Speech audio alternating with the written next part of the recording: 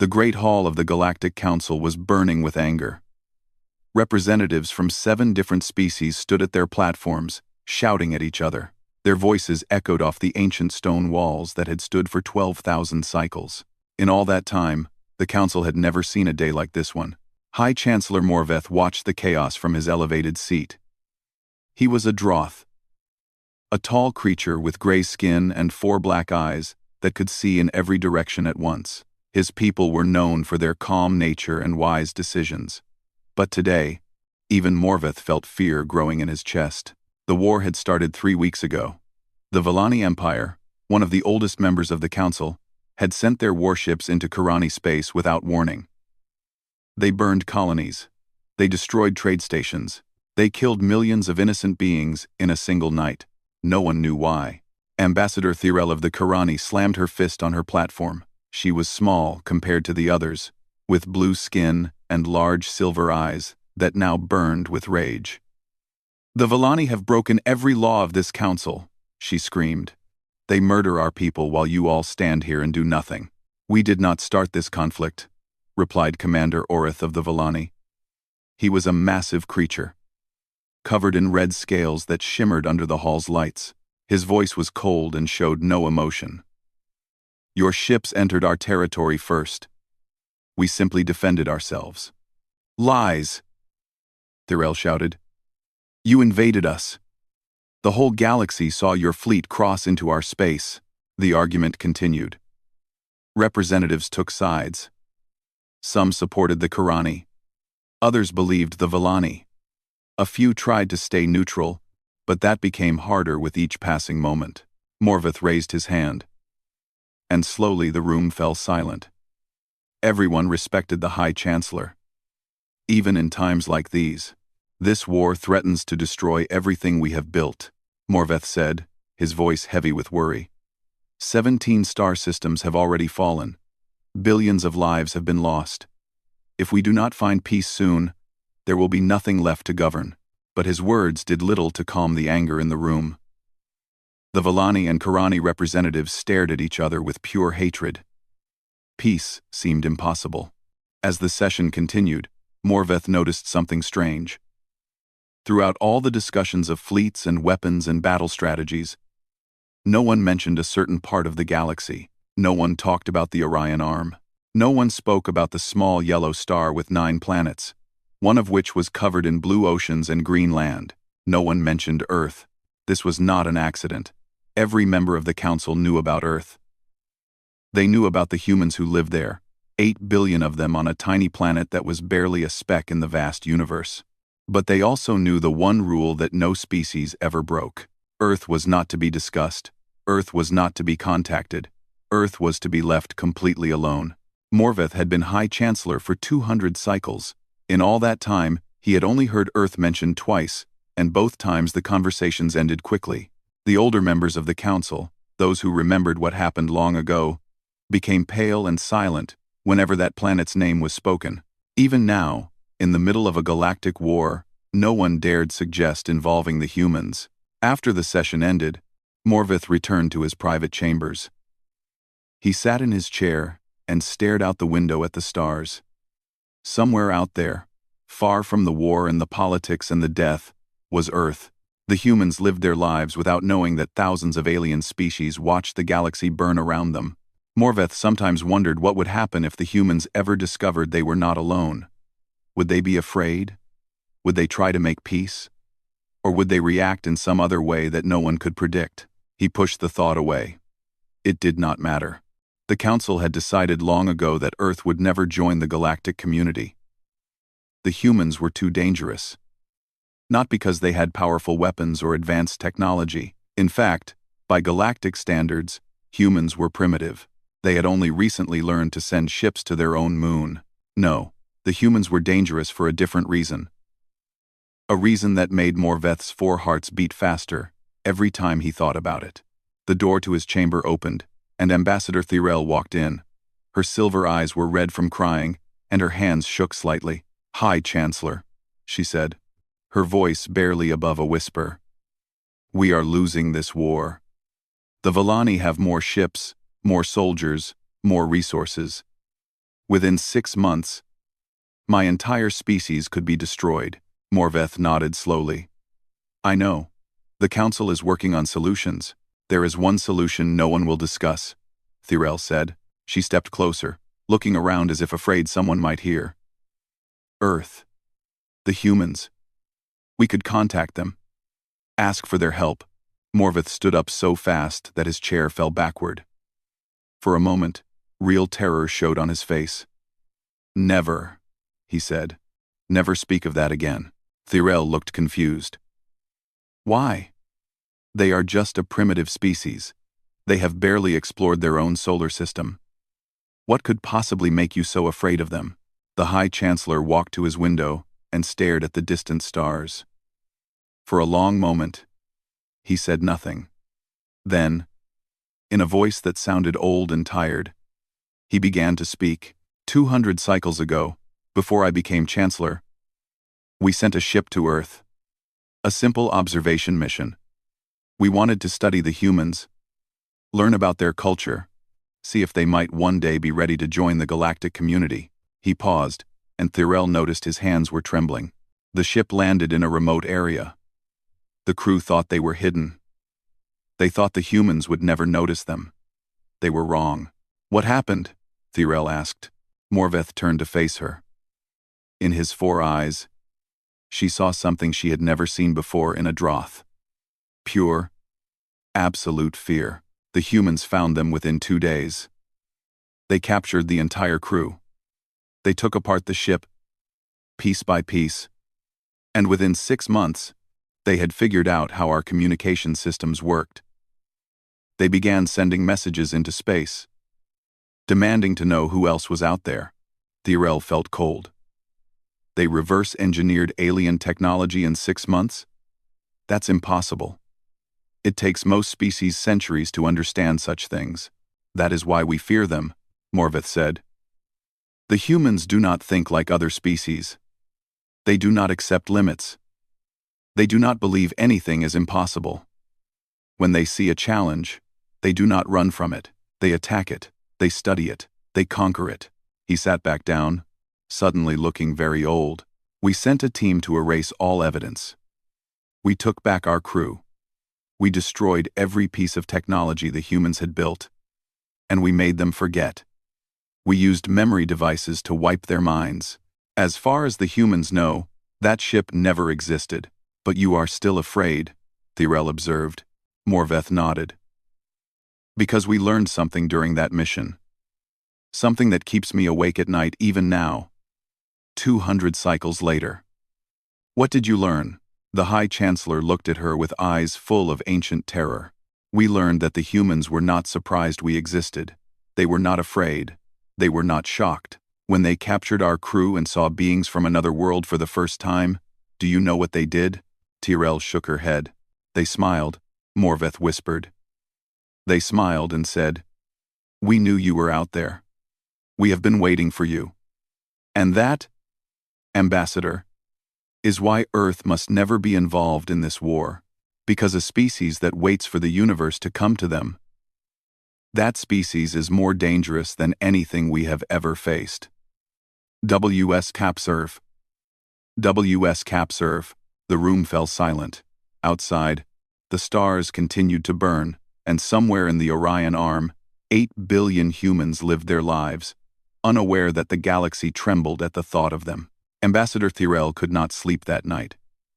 She lay in her quarters on the council station, staring at the ceiling and thinking about what High Chancellor Morveth had told her. A species that smiled when they met aliens for the first time. A species that had been waiting for the universe to notice them. It seemed impossible.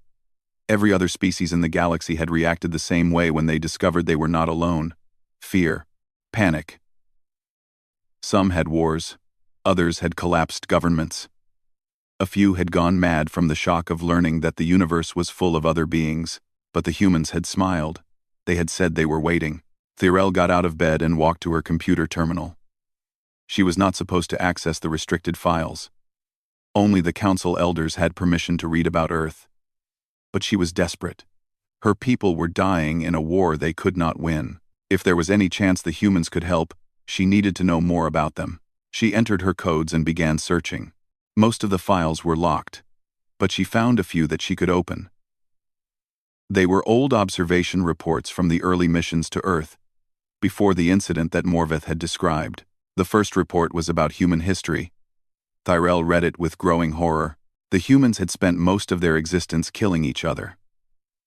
They had fought thousands of wars over land, over resources, over ideas, over religion, over nothing at all. They had invented weapons designed to cause maximum suffering. They had destroyed their own environment. They had done terrible things to members of their own species based on the color of their skin or where they were born. Tyrell almost stopped reading. This species sounded like monsters. But then she noticed something else. Between the wars and the violence, the humans had also done incredible things. They had cured diseases that killed millions. They had built machines that could fly through the sky and dive to the bottom of their oceans. They had sent vehicles to other planets in their system. They had created art and music and literature that explored the deepest questions of existence. And they had done all of this in just a few thousand years. While other species took millions of cycles to develop basic technology, the humans had gone from living in caves to sending ships into space in the blink of a cosmic eye. The reports included images of human cities. Tyrell stared at them in amazement. Towers of glass and steel reached toward the sky. Bridges spanned rivers so wide they looked like oceans. Vehicles moved along roads in endless streams, carrying billions of people to billions of different destinations. One image caught her attention. It showed a place called Seoul, a city on a peninsula in the eastern part of the largest human landmass. The city glowed with lights, even in the darkness of night. It looked like a galaxy brought down to the surface of a planet. The report mentioned a human from this city. His name was Taeho Park, and he had been one of the military officers who responded to the alien ship 200 cycles ago. According to the files, Captain Park had led the team that captured the alien crew. He had been the one who figured out how to communicate with them. He had been the first human to speak directly with beings from another world. The Council had erased his memories along with everyone else involved. But the observation teams had continued watching him for years afterward.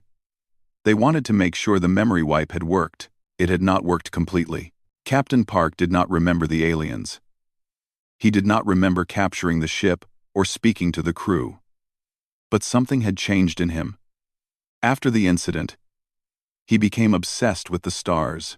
He spent all his free time studying space. He wrote papers about the possibility of alien life. He pushed for his government to invest more in space exploration. And strangest of all, he started a secret project. He gathered other military officers, scientists, and engineers. They met in hidden locations and discussed plans that no one else knew about. Plans for defending Earth against threats from space. The observation teams reported this to the Council. The Council was worried, but decided not to act. Captain Park's project was small and poorly funded. It would never amount to anything. The humans were still too primitive to be a real threat. That was the last report in the files Tyrell could access. She did not know what had happened to Captain Park or his secret project.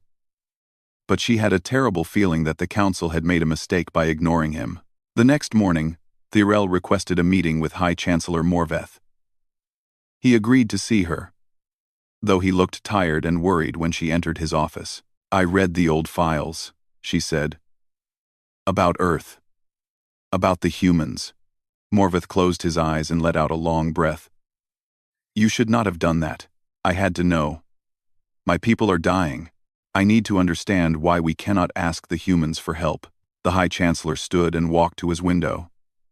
He seemed to spend a lot of time looking at the stars. "What did you learn?" he asked. "I learned that the humans are violent and dangerous. But I also learned that they are creative and determined. They achieve things that should be impossible. They never give up, even when they should." Tyrell stepped closer. "Those sound like exactly the qualities we need in this war." "You do not understand," Morveth said. "The humans are not like other species. They cannot be controlled. They cannot be directed. If we bring them into this war, we will not be able to predict what they will do. Would that be so bad? The Villani are destroying us. Any change might help." Morveth turned to face her. His four eyes were dark with old memories. "Let me tell you about a human named Sunwoo," he said. "We found records of him in our observations. He was a scientist who lived about 500 human years ago. He looked at the night sky and wondered what was out there. He built instruments to study the stars. He wrote down everything he learned." "Many species have such individuals," Thirel said. "Yes. But here is what makes humans different. When Sunwoo's government told him to stop his work, he refused. When they threatened to kill him, he continued. When they finally arrested him and tortured him, do you know what he did?" Thirel shook her head. "He kept his notes hidden. He passed them to others who believed as he did. And within a generation, his ideas had spread across the entire human world.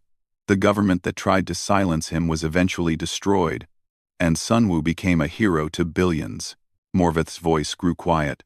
"That is what humans do.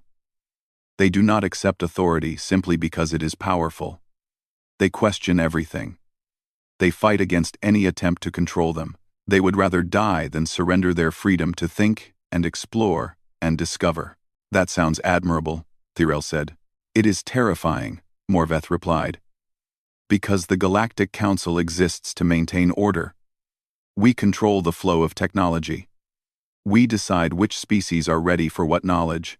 We have rules and regulations that have kept peace for 12,000 cycles." He sat down heavily. "The humans would not accept those rules. They would demand to know everything. They would take our technology and improve it. They would spread across the galaxy like fire and burn through every structure we have built, not because they are evil, but because that is simply what they are. They are a species that cannot stop reaching for more." Thirel was silent for a long moment. Then she asked, "What happened to Captain Teho Park? And his secret project?" Morveth looked at her with something like defeat in his eyes. "We do not know. We stopped observing Earth closely about 50 cycles ago. The war preparations took all our resources. But our last reports suggested that Park's project had grown. It had become official. The humans were building something. Building what? We never found out. Our ships were recalled before we could investigate further." Morveth paused. "That may have been a mistake. A very serious mistake." As if the universe had heard him, an alarm suddenly filled the room. Red lights flashed. A voice announced that emergency messages were coming in from multiple locations. Morveth rushed to his communication screen.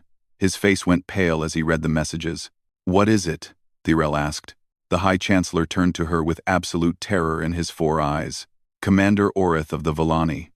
He has done something unforgivable. He has sent ships to Earth. He wants to use the humans as soldiers in our war." Thirel felt her heart stop. "He broke the quarantine? He contacted Earth?" "Worse," Morveth whispered. "His ships entered Earth atmosphere 3 hours ago. And now." He looked at the screen again. "Now we are receiving no signals from them at all." The room fell silent, except for the screaming alarms. Somewhere across the galaxy, on a small blue planet that the Council had feared for centuries, something had happened to 3 Villani warships, and the universe was about to discover what the humans had been building all this time. Commander Orith stood on the bridge of his flagship and smiled. Below him, the blue planet turned slowly, beautiful and innocent. He had finally done what no one else in the galaxy had the courage to do. He had come to Earth. His advisors had warned him against this mission. They spoke of ancient fears and old council rules. They told stories about humans that sounded like children's nightmares. But Orith did not believe in stories. He believed in power. The war against the Qurani had stalled. Both sides had equal forces now. Orith needed something new, something unexpected to break the balance. And what could be more unexpected than an army of primitive aliens? The humans were perfect for his plan. There were billions of them. They were strong for their size and could survive in many different environments. They bred quickly and could replace their losses fast. Best of all, they had no technology that could threaten the Villani Empire. Orith would offer them a simple deal. Fight for the Villani, and some of them would be allowed to live. Refuse, and their planet would be burned to ash. It was not complicated. His 3 warships descended through Earth's atmosphere. The planet's defenses seemed primitive. A few satellites, some radio signals. Nothing that could hurt Villani shields. Orith chose to land near a large human city on a peninsula in the eastern region. His scouts had identified it as an important military center. The city was called Sol. As the ships broke through the clouds, Orith looked at the human structures below. They were impressive for such a young species. Tall buildings, busy roads, lights everywhere. The humans had built a complex civilization in just a few thousand years. It was almost a shame to threaten them with destruction. The 3 warships landed in a large open area outside the city. Orith waited for the humans to send their primitive response. He expected panic. He expected fear. He expected them to run away or fall to their knees and beg for mercy. What he got was silence. For 30 minutes, nothing happened. No humans approached. No vehicles came to investigate. The city in the distance continued its normal activities, as if 3 alien warships had not just landed nearby. Orith felt the first touch of uncertainty. This was not normal behavior for a species experiencing first contact. Then his communication officer spoke. "Commander, we are receiving a transmission. Audio only, in our language. Play it," Orith ordered. A voice filled the bridge. It was calm and cold, speaking Villani with a slight accent. "Attention, unidentified vessels. You have entered protected airspace without authorization. You have 60 seconds to power down your weapons and prepare for boarding. This is your only warning." Orith stared at his officers. A human was speaking his language. A human was giving him orders. The impossible was happening right in front of him. "How do they know our language?" someone whispered. Orith pushed his shock aside. He was a commander of the Villani Empire. He did not take orders from primitive species. "Ignore them," he said. "Send out the ground troops. Capture some of these creatures for examination." His officers hesitated. The transmission had unsettled them. But Orith glared at them until they obeyed. The cargo doors opened, and 200 Villani soldiers marched out. They were elite warriors, trained for conquest on 100 different worlds. Their armor could stop most weapons. Their guns could burn through metal. They feared nothing. They made it exactly 20 steps before the attack began. The first wave came from above. Objects fell from the sky, moving too fast to see. They hit the ground around the soldiers and exploded with terrible force. Half the troops died in seconds. The survivors tried to retreat to the ships. But now fire came from the ground too. Human soldiers appeared from hidden positions, carrying weapons that Orith did not recognize. The weapons fired projectiles that punched through Villani armor like it was paper. In 3 minutes, every soldier outside the ships was dead or captured. Orith screamed orders. "Take off! Get us out of here!" But his ships did not move. On the displays, warning lights flashed. The engines were dead. The shields were gone. Something had destroyed them without Orith even knowing. And then, through the smoke and chaos, a human walked toward the flagship. She was small compared to Villani, but she moved with complete confidence. She wore a uniform with many symbols and decorations. Behind her came a large group of human soldiers, all pointing weapons at the ships. The communication officer's voice shook. "She is requesting to speak with you, Commander. Her name is General Minji Kang of the United Earth Defense Coalition." Orith did not understand. United Earth Defense Coalition? That sounded like an organized military force. But the Council's records said humans had no unified planetary government. They were divided into many separate nations that fought each other constantly. What had happened in the 50 cycles since the Council stopped watching? General Kang's voice came through the speakers. "Commander Orith of the Villani Empire. Your weapons are disabled. Your soldiers are captured or dead. You have 2 choices. Surrender peacefully and answer our questions, or resist and join your soldiers." "You cannot do this," Orith said, though his voice lacked its usual confidence. "The Villani Empire will destroy your planet. Millions of ships will come to avenge us." There was a pause. Then General Kang laughed. It was a short, hard sound, with no humor in it. "Commander, let me explain something to you.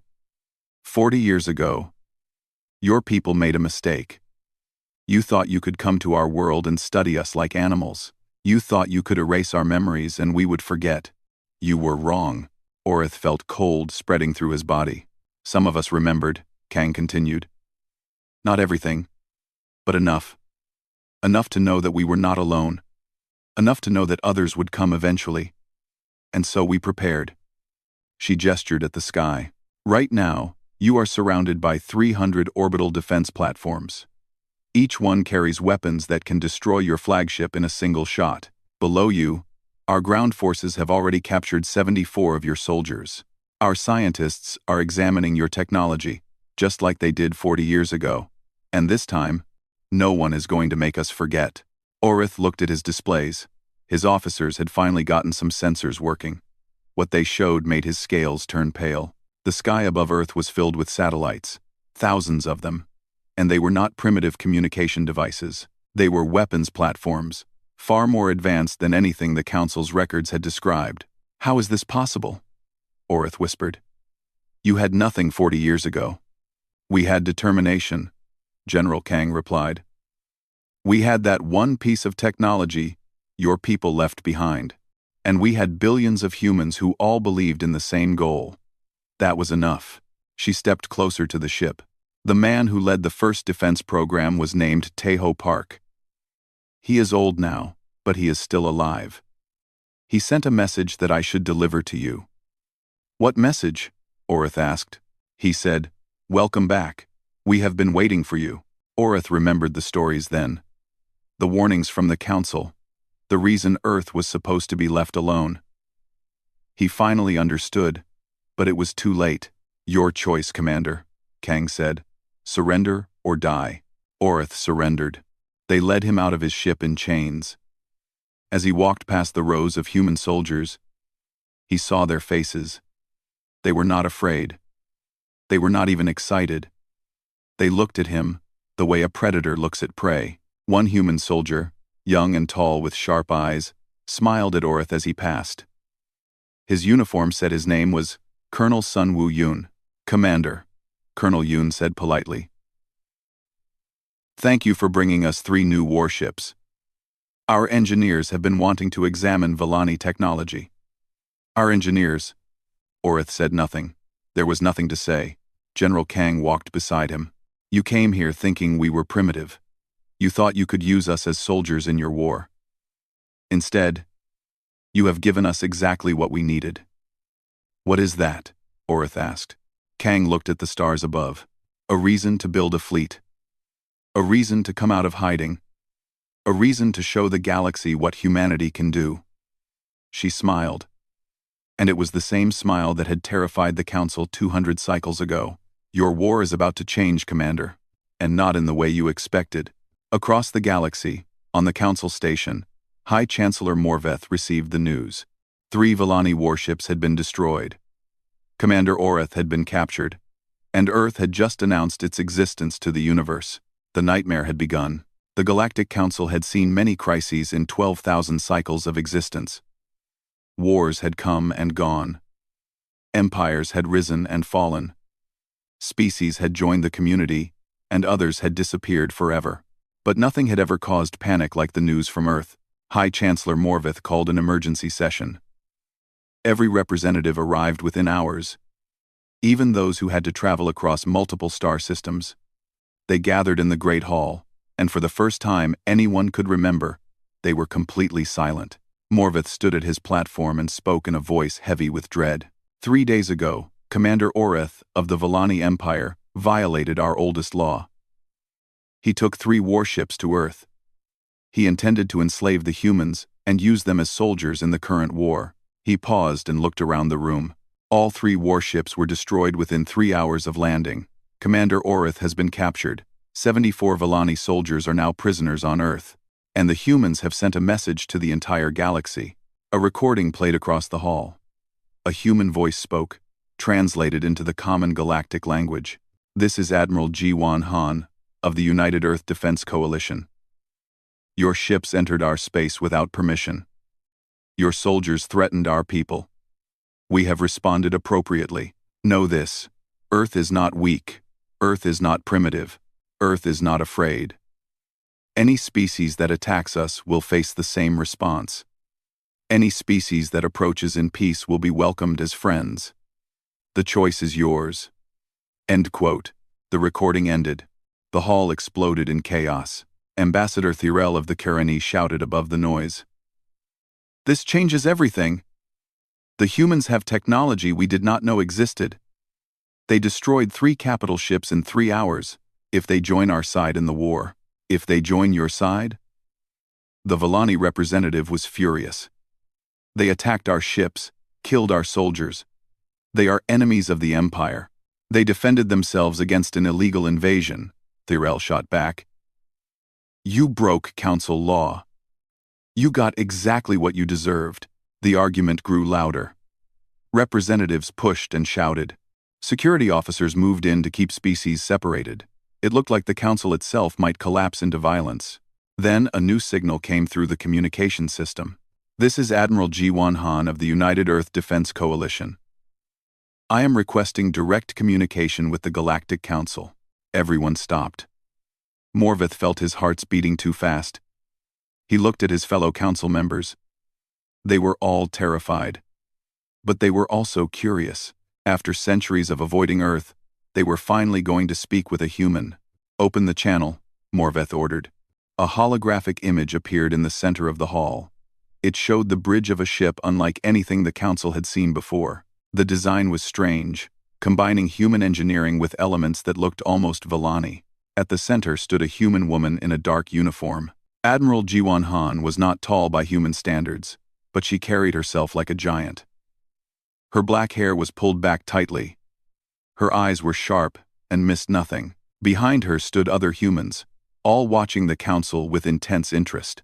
"High Chancellor Morveth," Han said. Her voice was calm and controlled. "Thank you for accepting my communication." Morveth tried to match her calm. "Admiral Han, the council has many questions about recent events. I am sure you do." Han smiled slightly. "And I have questions for you. For instance, why did your council classify our planet as a restricted zone? Why have you been watching us for centuries? And why did you try to erase our memories 40 years ago?" The hall went completely silent. "You know about that?" Morveth asked quietly. "We know about everything," Han replied. "The observation teams, the memory wipes, the quarantine orders. Your council has been studying humanity like bacteria under a microscope. Did you really think we would never notice?" Morveth had no answer. The truth was, the council had always assumed the humans were too primitive to discover the Watchers. They had been very, very wrong. Han continued. "Let me tell you a story, High Chancellor.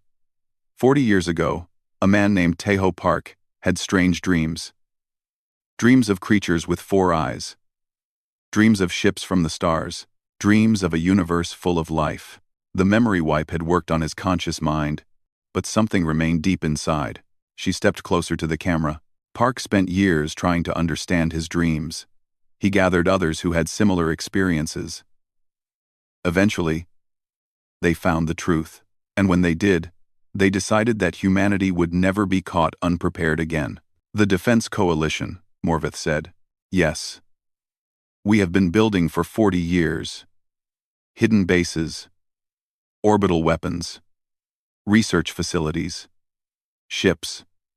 Han gestured at her bridge. "This is the UES Hansen, the first interstellar warship built by human hands. We launched it 6 months ago, but we have been traveling between our planet and your observation posts for years." The council members looked at each other in shock. The humans had been watching them. The observers had become the observed. "You destroyed our monitoring stations," someone said. "We captured them," Han corrected. "We learned a great deal from your technology.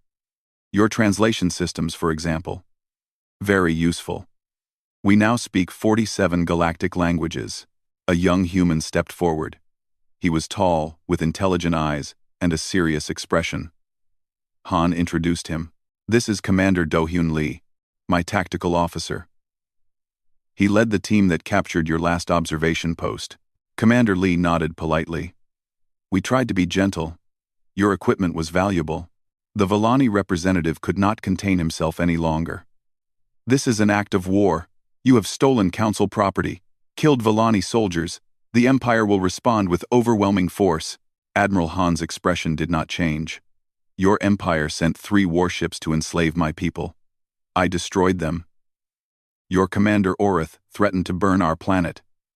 I captured him, and now you threaten overwhelming force. She paused. Tell me, Representative, how has threatening humanity worked for you so far? The Villani had no response. Another human stepped forward. She was younger than the others, with bright, curious eyes. I am Chief Science Officer Yuna Shin, she said. Perhaps I can provide some perspective. She activated a display that filled the hall with images and data. In the 40 years since the incident, humanity has achieved the following. We have built 300 orbital defense platforms, each capable of destroying a capital ship. We have constructed 17 underground shipyards. We have developed faster-than-light communication and propulsion. We have created weapons that your shields cannot stop. The images showed factories, research centers, testing grounds. They showed ships being built by the thousands. They showed humans working together across every nation, every culture, every language. Most importantly, Yuna Shin continued, we have unified our planet. The humans of Earth no longer fight each other. We have one goal now, one purpose, to ensure that humanity is never again at the mercy of the galaxy. Morveth stared at the display. The numbers were impossible. No species had ever developed so fast. The humans had gone from primitive radio signals to interstellar capability in 4 decades. It should have taken centuries at minimum. How? He whispered. How did you do this? Admiral Han answered. We are human, Chancellor. When we see a threat, we do not hide from it. We do not accept it. We overcome it. That is what we have always done. That is what we will always do. She looked directly at the Council, at every frightened representative in the hall. Your war has destroyed 17 star systems. Billions of lives have been lost. Both sides are exhausted. Both sides are desperate. And both sides are now looking at Earth, wondering if we might be the weapon that wins the war for them. Han's voice hardened. We are not a weapon to be used. We are not soldiers to be enslaved. We are not a resource to be exploited. We are humanity. And we are done being ignored. She took a breath. I am not here to join your war. I am here to tell you what will happen next. Earth will build a fleet. Earth will explore the galaxy. Earth will trade with whoever treats us fairly. And if anyone, any species, any empire, any council, tries to stop us or threatens our people, her smile returned, cold and confident. They will learn what humanity does to its enemies. The transmission ended. The hologram faded. The council sat in absolute silence. High Chancellor Morveth looked at his colleagues. He saw fear in their eyes. The kind of fear that had no solution. For 12,000 cycles, the council had controlled the galaxy. They had decided which species grew and which remained small. They had managed every conflict, every discovery, every change. Now there was something they could not control. Something that refused to follow their rules. Something that had been waiting in silence while the galaxy burned. Preparing for the moment it would rise. The monster had awakened, and the galaxy would never be the same. 1 week after Admiral Han's transmission, the galaxy began to change. Reports came from every corner of known space. Human ships had been spotted near trade routes. Human signals were detected on frequencies that only the Council had used before. Human ambassadors had sent messages to a dozen different species, offering friendship and trade. But most terrifying of all, the humans had begun building. Observation drones, sent by nervous Council members, showed images of Earth that made even the calmest representatives panic. Shipyards that had been hidden underground were now operating openly. Massive structures rose into orbit every day. Fleets of ships, each one more advanced than the last, filled the space around the small blue planet. High Chancellor Morveth spent his days receiving emergency reports, and his nights unable to sleep. The humans were moving faster than anyone had predicted. At their current rate of production, they would have more ships than the entire Villani Empire within 2 years. 2 years. That was nothing. A heartbeat in the life of the galaxy, and the war between the Villani and Karani continued to rage. Both sides had sent secret messages to Earth, begging for alliance. The Villani offered wealth beyond imagination. The Karani offered technology and star systems. Everyone wanted the humans on their side. Admiral Han rejected them all. "We do not want your war," she repeated in every response. "Solve your own problems. Leave us alone." But no one believed her. A species that powerful could not simply want to be left alone. They must have some plan, some secret ambition. The galaxy watched Earth with growing terror, waiting for the humans to make their move. Then, without warning, Admiral Han requested another meeting with the Council. The representatives gathered quickly. They were exhausted from weeks of crisis meetings, but none of them dared refuse. When the holographic image of the Hansan's bridge appeared in the Great Hall, every eye focused on the human admiral. She looked different than before. Tired, perhaps, but also determined. Behind her stood the same crew. Commander Do-Hyun Lee, Chief Science Officer Yuna Shin, Colonel Sun Woo-Yoon, who had recently been promoted, and at the very back, an old man in simple clothes, who watched everything with quiet, knowing eyes. "Council members," Admiral Han began. "I have a proposal." Morvith leaned forward.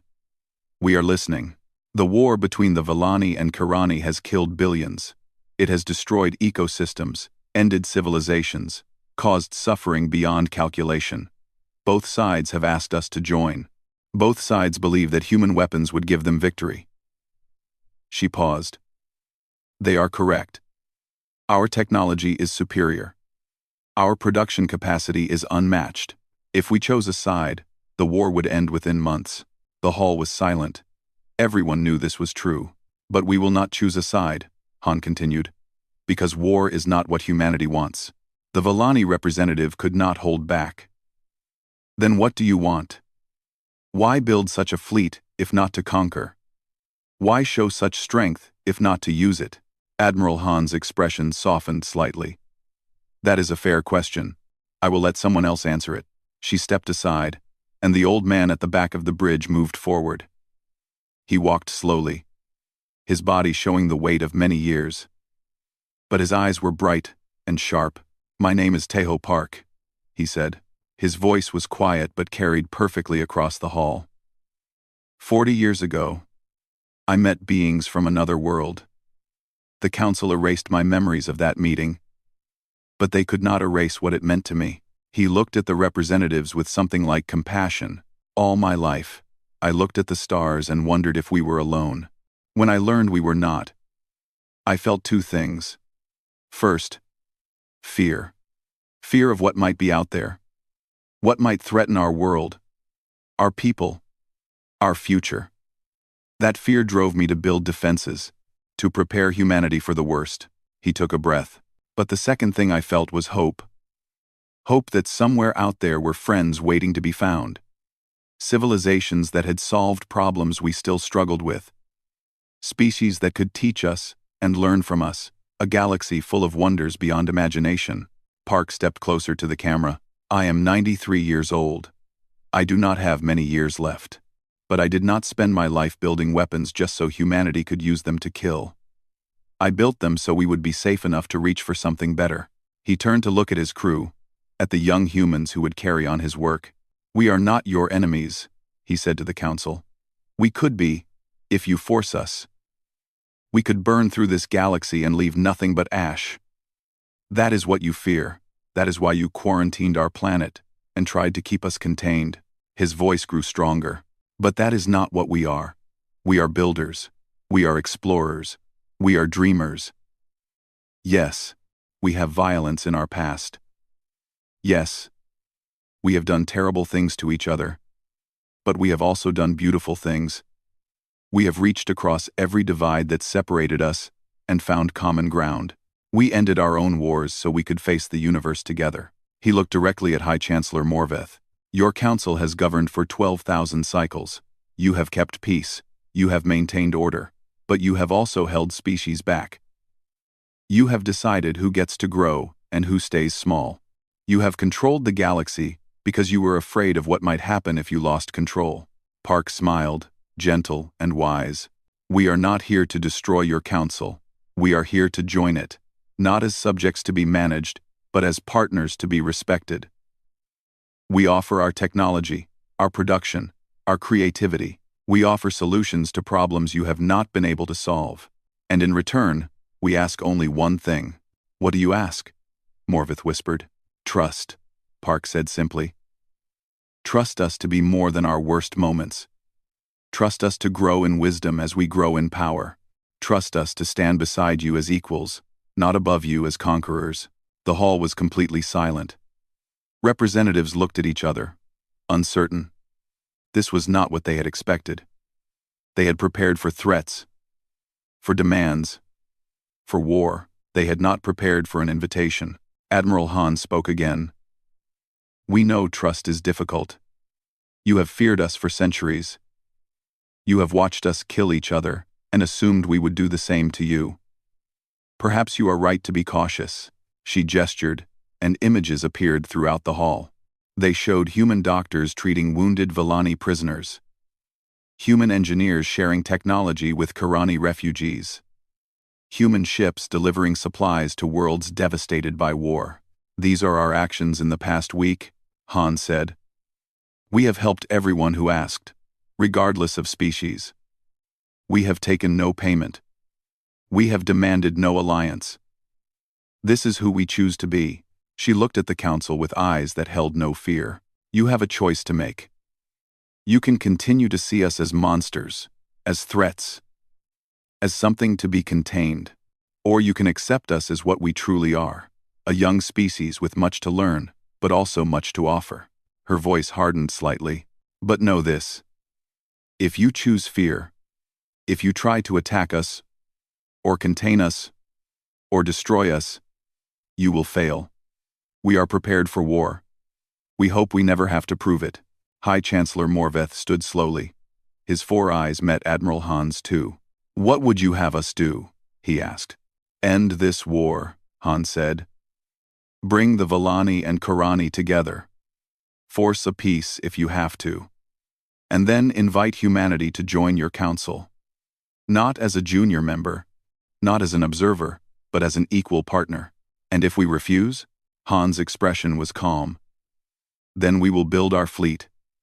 We will protect our world. And we will wait. Eventually, your war will burn itself out. And whoever survives will come to us for help. We would rather help now, while there are still billions of lives to save. Morveth looked around the hall. He saw fear in many faces, but he also saw something else. Hope. The same hope that Tejo Park had described. The hope that maybe, just maybe, the humans were not the monsters everyone had believed. He thought about the choice before him. Continue the old ways, the careful controls, the fearful management of the galaxy.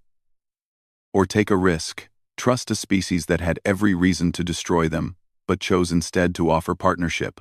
For a long moment, the High Chancellor was silent. Then he spoke. I move that the Galactic Council immediately negotiate a ceasefire between the Villani Empire and the Karani Confederacy. I move that we offer Earth a seat on this council, with full and equal membership. And I move that we formally withdraw all restrictions on human activity in the galaxy. The vote was unanimous. And so it was that the Great Hall, which had never shown anything but fear toward humanity, filled with something new. Applause. Representatives from 7 species stood and clapped. Not because they had been ordered to, but because for the first time in 12,000 cycles, they believed things might actually change for the better. Admiral Han smiled, genuine and warm. Commander Do Hyun Lee stood straighter. Chief Science Officer Yuna Shin wiped tears from her eyes. Colonel Sun Woo Yoon nodded with quiet satisfaction. And old Tejo Park, the man who had started everything, looked at the stars visible through the hall's great windows. He had spent his whole life preparing for this moment. Not for war, not for conquest, but for this, humanity taking its place among the stars, not as enemies, but as friends. General Minji Kang, watching from Earth, sent a brief message to the fleet. 2 words. We did it. The galaxy had pleaded for Earth to stay out of the war. Instead, Earth had ended it. Not with weapons, not with force, but with something far more powerful: hope. And as the first human ambassador, Minji Kang herself, prepared to travel to the council station, humanity looked up at the night sky and knew that nothing would ever be the same. They were no longer alone. They had never really been alone, and the galaxy, at long last, was ready to welcome them home.